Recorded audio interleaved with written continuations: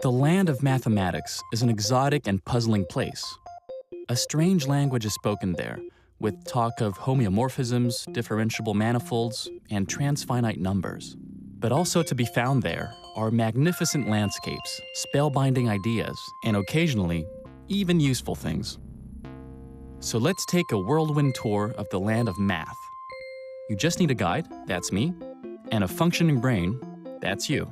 We're not really going to do any math, just take a look at the countryside.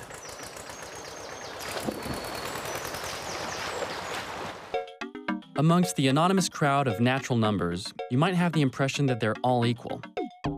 Well, I don't mean equal. Let's say that you could imagine that they all have the same status, when in fact, not. Some are more equal than others. They're called prime numbers. Prime numbers are only divisible by themselves and 1. 7 is prime, so is 11. But 4 isn't, and neither is 15. Prime numbers are atoms, basic elements which make it possible to construct others by multiplication. And yet, this fundamental notion has not revealed all its mysteries. It's at the heart of one of the most important open questions in mathematics today, the Riemann hypothesis. This hike is a bit arduous, but it's an opportunity to discover one of the great unresolved mysteries of mathematics. Before we begin the climb, let's stand back a little. To understand what is special about the list of prime numbers, we're going to take a look at other lists of numbers. In each case, a small computer program can simply calculate the 10th, the 100th, or the 1000th element in the list. No such thing exists for prime numbers. No simple program can generate the list, and the known methods of doing so are rather laborious. The most famous and simplest is the sieve of Eratosthenes. You eliminate all multiples of 2, then all multiples of 3, then all multiples of successive prime numbers. Those which are left are prime numbers. The first thing we notice is that they're atrociously badly distributed. They seem to spring up at random like weeds in the garden of integers. How can elementary components of numbers be distributed so irregularly, so unpredictably? This apparent disorder has fascinated generations of mathematicians. This fascination is what drove the young Carl Friedrich Gauss when, as a teenager, he spent hours poring over prime number tables by candlelight. After all, this was at the end of the 18th century. And what if we looked at things from a statistical point of view? Carl Friedrich wondered. Let's imagine a function which counts prime numbers. His graph resembled a staircase. 1 step for 2, 1 step for 3, and so on. It's an irregular staircase which begins steeply and becomes more practicable as we advance. If we continue, we notice that the prime numbers become progressively rarefied. If we stand far enough back, the staircase takes on the appearance of a regular curve. At last, a semblance of order. Having become a mathematician, Gauss transcribed this observation using logarithms. The probability of a number smaller than x being a prime evolves as x over the logarithm of x. The two curves are not superposed, but they separate from each other slowly enough for the approximation to be useful. And it's this approximation which is known as the prime number theorem. In brief, a first stage has been reached, but it wasn't over. So thanks to Gauss, we have an approximation of the distribution of prime numbers. But an approximation, well, let's say that's not really a mathematician's thing. To try to understand what came next, we're going to Switzerland, on the banks of the Rhine. To be precise, Basel. What is known as the Basel problem is an old question concerning series of numbers.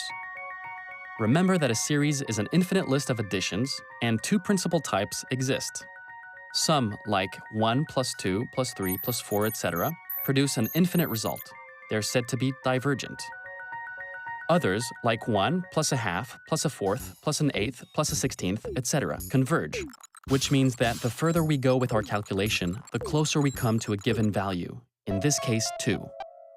The Basel problem was to find the value towards which the reciprocal of the squares of the natural numbers converges. In 1741, the Swiss mathematician Leonhard Euler proved that the series converges and is equal to pi squared over 6. The sudden appearance of pi came as a huge surprise. What was pi doing right in the middle of number theory when the question was neither about circles nor geometry? In the meantime, Euler carried on his work on the series of fractions and invented the function zeta, which generalizes the process. Instead of raising the list of fractions to the power of 2, we raise it to the variable power of x. This gives us the function zeta of x, which in mathematics is written like this. Yes, I know, you're going to tell me that I've completely lost sight of our story of prime numbers, that because of me, we've strayed into the thick jungle of the land of mathematics and will never find our way again. But we will, you'll see. Going back to the principle of the sieve of Eratosthenes, Euler discovered another way of writing zeta of x. Not as an infinite series of additions, but an infinite series of multiplications, using the list of all the prime numbers to the power of x. And that's extremely strange, because the theory of infinite series belongs to analysis and prime numbers to number theory, two completely separate branches of mathematics. So, it appears that the function zeta constitutes an underground passage between the two domains, in which case it could conceivably be a way of discovering a hidden order in the distribution of prime numbers. To carry on, we need to make a hasty detour via the complex plane. The complex plane is an extension of the domain of numbers, while those which you and I use, the reals, are on a straight line, with the positives here and the negatives over there. As for complex numbers, they spread out all over the plane. This extension, making it possible to solve equations which don't have a solution in the real set, profoundly changed mathematics. And one of the characters who contributed most of this change was Bernard Riemann. Yes, you're right. It was about time we met him. In 1859, Riemann took an interest in the function zeta. Instead of considering it as a function of real numbers, he thought of it as a function of the complex plane. This idea allowed him several advances. Firstly, he found a better approximation of the distribution of prime numbers, which today we write Ri of x.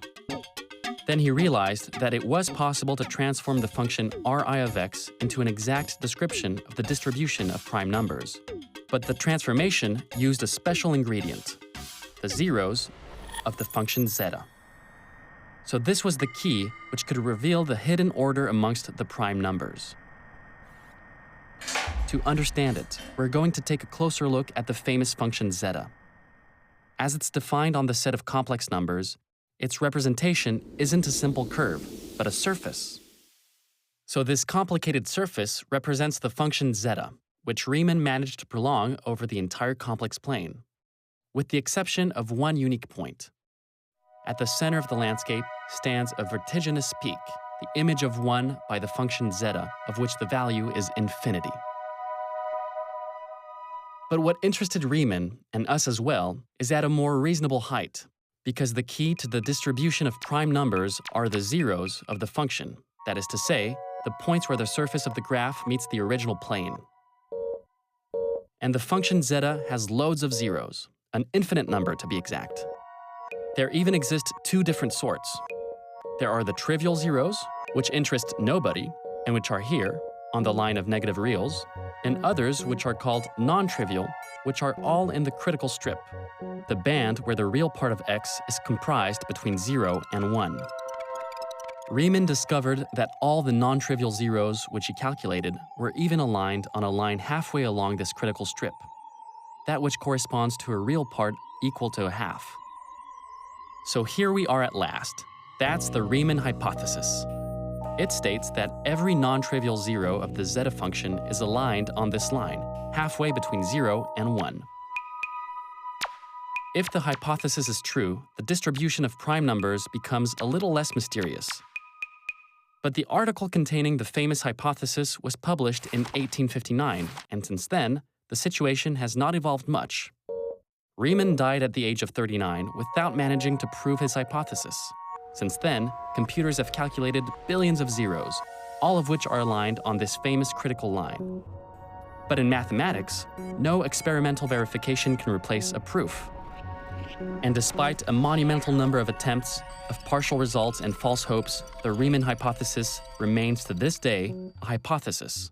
A hypothesis which the mathematical community unanimously considers to be true, but a hypothesis nonetheless. So to this day, the mystery of the distribution of prime numbers has still not been resolved. This constitutes an excellent opportunity. The person who demonstrates or negates the hypothesis will immediately win a place in the firmament of the world's mathematicians. So come on, get to work.